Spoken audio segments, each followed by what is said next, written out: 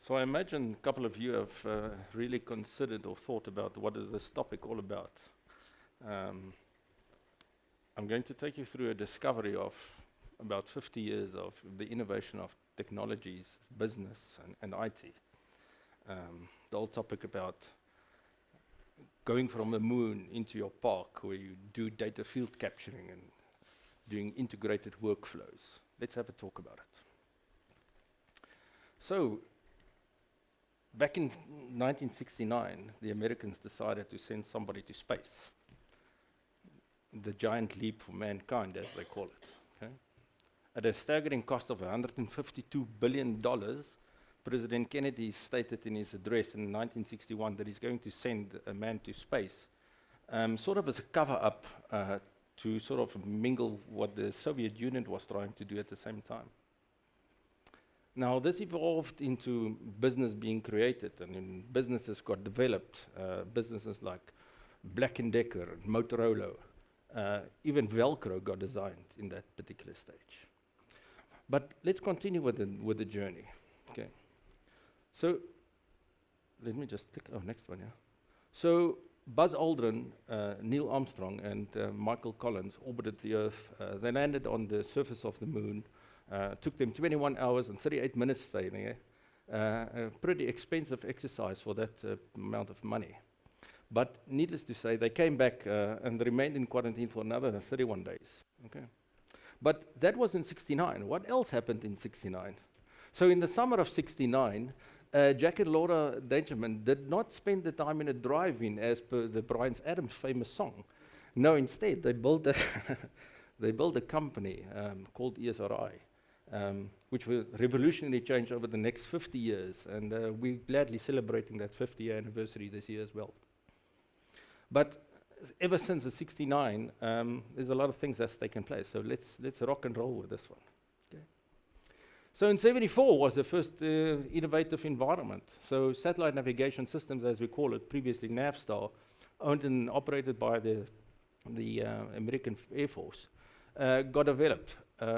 The satellite navigation system, of course, is a radio satellite-based systems that allow geolocation and time information to be sent to a GPS receiver.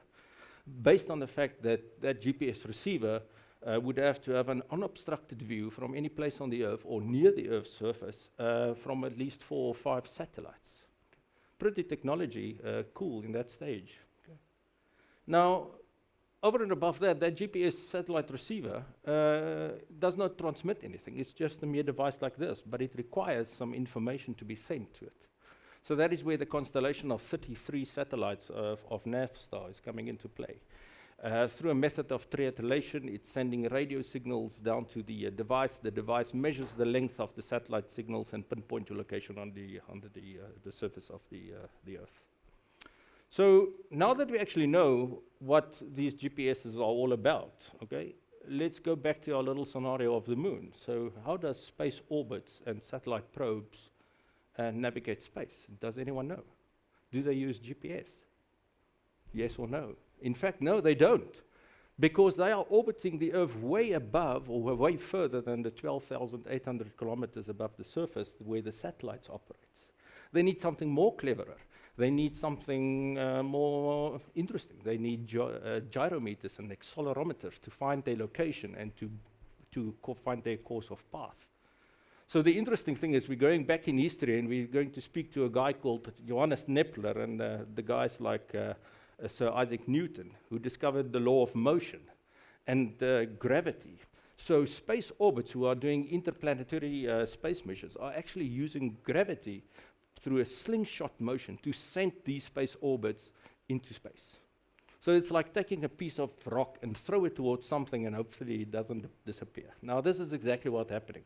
So interesting enough, the furthest object away at the moment is the New Horizons satellite probe.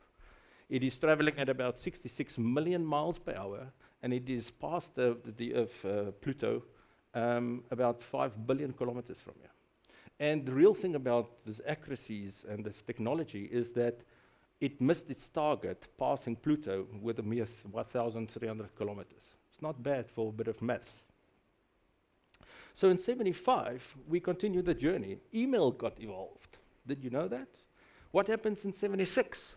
So in 76, Kodak decided that they're going to bring out the digital camera. The first one. It weighed 42 kilograms.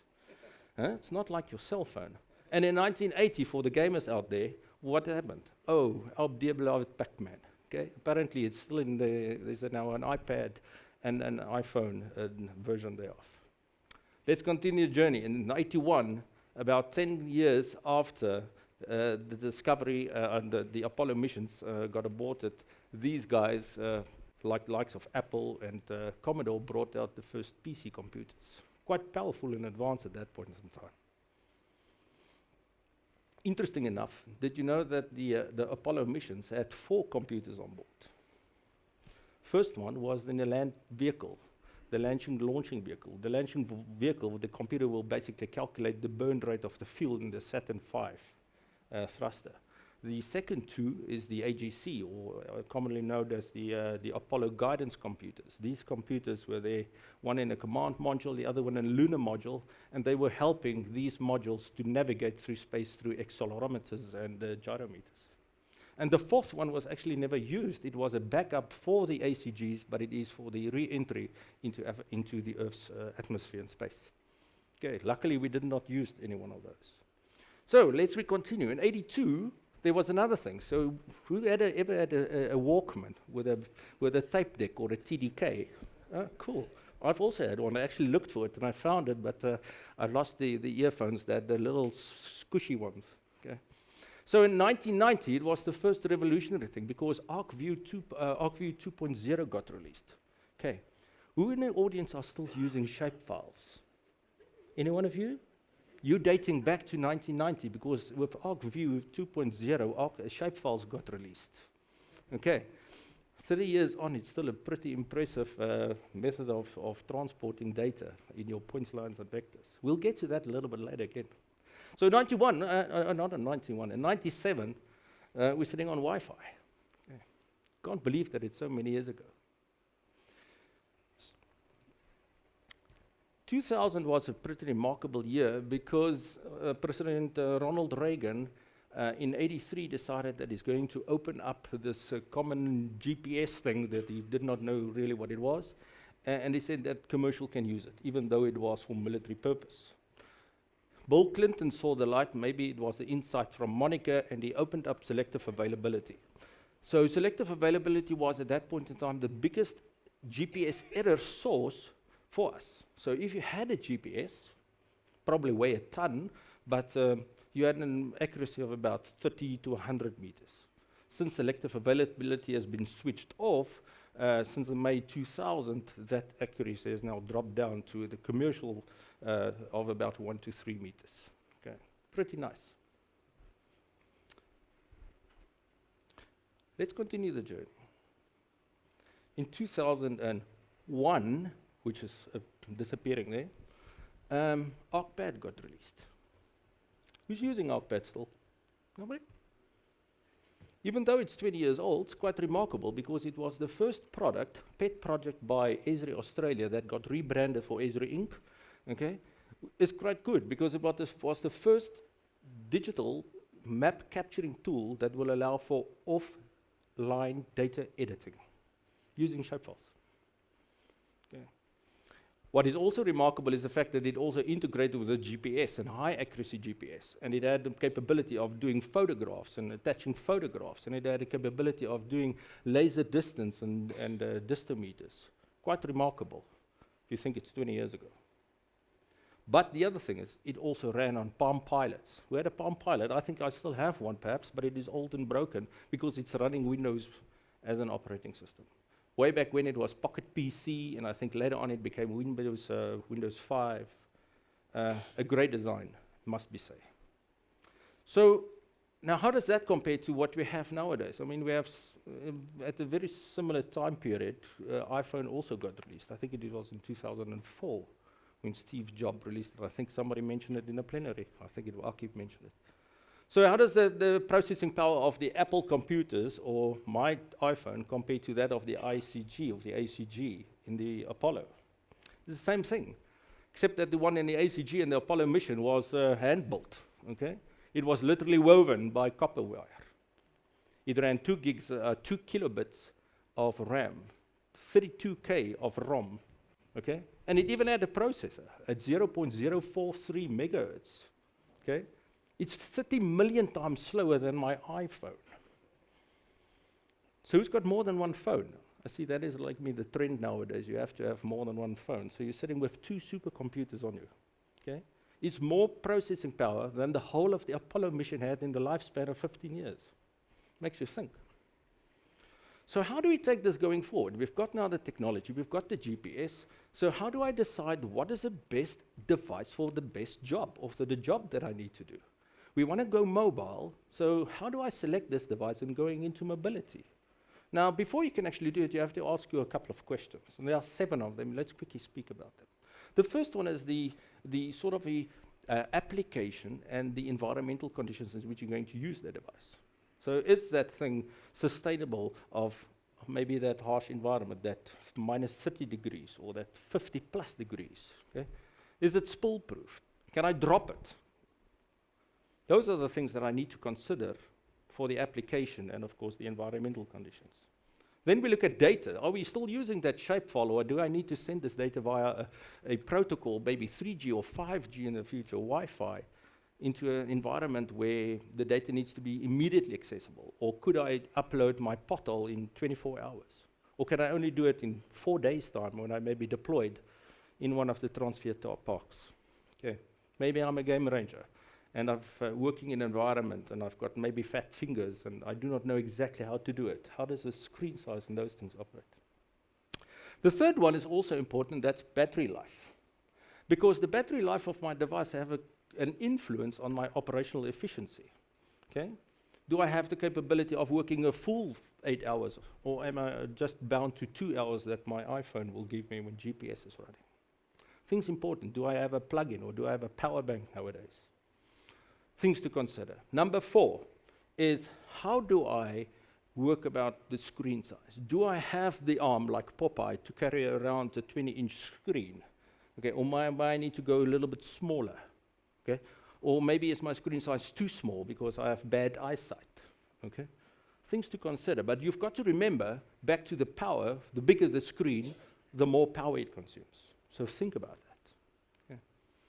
Maybe I'm in a vehicle like an emergency guy, and I do not need to have a Palm Pilot, but rather I need to have a bigger 20-inch or a 10-inch ruggedized device that will sustain the conditions out there.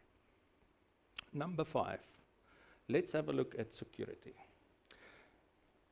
I think Aki also mentioned that security is one of the top 5 things that we have to consider going forward in technology. The same with mobility. How do I secure this device in my mobile deployment? Do I need to maybe invest in a mobile device management solution that where I will be able to connect to these devices wherever they are, and be able to either use it for troubleshooting or to roll out patches and upgrades, okay? Or even maybe track wherever my workforce are. Security is always a problem, and it's a multifaceted environment there. A number of role players needs to come into play. Number 6 is the manageability and the control and the support of those devices. So when you deploy these devices, you want to make the load on your IT department as low as possible. You don't want IT. They're already sitting with 15 or 20 or 100 or 15,000 computers on the network. They don't want to take the device and add it to it. So you need to make the load as easy as possible. So by implementing things like mobile device management, you will be able to then push information technology to them, upload it, and know exactly where it is. Alternatively, in the case of bring your own device, the Boyd concept is everybody's going to be for himself and is going to be the support expert on his device for that particular instance. Okay, creating another set of issues. Okay. Number 7 is, what is the continuity of this device? It might seem that the commercial brand is cheaper initially because of price, but in the long run, is the total cost of ownership not better when you're doing a more enterprise-orientated device? Enterprise devices might come in more expensive, but the long run is, of course, the longevity thereof is better. The consumer brand currently, as it is, and operating systems is the same as your cell phone. It's about 18 to 24 months thereafter it becomes obsolete. But it's not only the device that becomes obsolete, it's all the other accessories that you bought with it, which the salesperson sold. That is the dilemma. Now you've spent 15,000 Rand on a handheld device plus accessories to be obsolete in 18 months' time. But if you paid 4,000 Rand or 15,000 Rand for an enterprise solution, you might have had it for 5 years in a more continuous way. So those are things that you have to consider when it comes to the mobility, selecting devices. Okay, let's take forward. So, in 2014, Esri came up with these couple of devices called field applications. Okay? So now that we know we've got a device, we've got technology that supports it, we've selected the right device, how do I take the device to my park? How do I go and capture the utility in my park? How do I capture the bench? How do I use it to ascertain my assets that are there, my tree, the lamppost? How do I capture this data in a new format that will allow me to do so? So that the assets that are there that I need to maintain as part of this community or area that I work in is sustained for the future. And this is where the apps are coming in. For those who have not seen it, there are 14 apps, 10 are dedicated to mobile. These are integrated workflows that are seamlessly integrating with one another. You can deploy them for the application which you want, whether you are looking at the navigator for point-to-point navigation or even monitoring your workforce by using Tracker for ArcGIS. These are very nice applications. If you have not explored them, please do so because you have access to them by means of the named user types. Didn't you like the skit this morning? Pretty cool. Okay, it was very nice. Some ones, something that you don't maybe knew, or some other is maybe a companion. For those ArcGIS Online users, you can download your companion and you can become your portal administrator from the beach or even the bench in the park where you sit and monitor your solutions. So how do we take this forward? Back going into the 2019. Okay. We heard that there's 5 top things: security. We heard about 5G. We heard about fiber management. I think, Craig, you mentioned this morning things like WWAN for low power wide area networks. The area of the Internet of Things. How do we connect those monitors and sensors to take our field exercises to the next step? How do we implement them? How do we integrate with those? Barcode scanning, voice recording, face recognition, AI, machine learning, and in the field 3D capabilities. By pointing my iPad and seeing suddenly what is where the subsurface utilities are lying. Those are new technologies and workflows that we can try to embed within this environment. Some pretty nice stuff. We have the device. We know where we are, but how do we connect South Africa to it? Okay? So this is the stats from Hootsuite. We are a social campaign in America. They are doing global stats. You can go and download these reports. They're freely downloadable. This is the one for January 2019. And this talks about mobility in general for South Africa. We are 57 million people there on the left-hand side. We've got 98.5 million mobile subscriptions through all the ISPs. It's almost 2 subscriptions per person. Okay? From that 98 million, 31 million are mobile users that are continuously connected to the internet. It's pretty interesting. Okay? So why do they spend so much time and data? Okay? On what? This is where it is. Okay? The average person in South Africa are spending 8 hours, 25 minutes daily connected on multiple devices. Whether you're sitting on your phone, whether you're sitting on your iPad, or whether you're sitting in front of your computer, that is the time that you are connected. The interconnecting about, I think the presentation talks yesterday and this morning clearly spoke about it. Most of the time you will see there's 2 hours, 48 minutes of course spent on social media. Quite astonishing. Okay? And this is excluding WhatsApp. This is Facebook, Instagram, LinkedIn, WeChat, maybe Tinder. Okay. The real question that I want to leave with you is, how can we be in our park? How can we take our field mobility that we are implementing within our enterprises and leverage the amount of time that we already spent on these mobile devices to acquire data, to validate data, and to maybe update data? World is about data. We don't update it, and we don't use it appropriately. Why and when are we going to find time to do field mobility if we spend it on this environment? Makes you think. Technology 50 years ago and the computer that we have in our back pocket, it's quite significant. So let's try and implement these, get better solutions, better integrated environments, so that we can start maybe streaming data rather than music. Okay. And the next slide, pinch, and that is me. Thank you very much. 4, 3,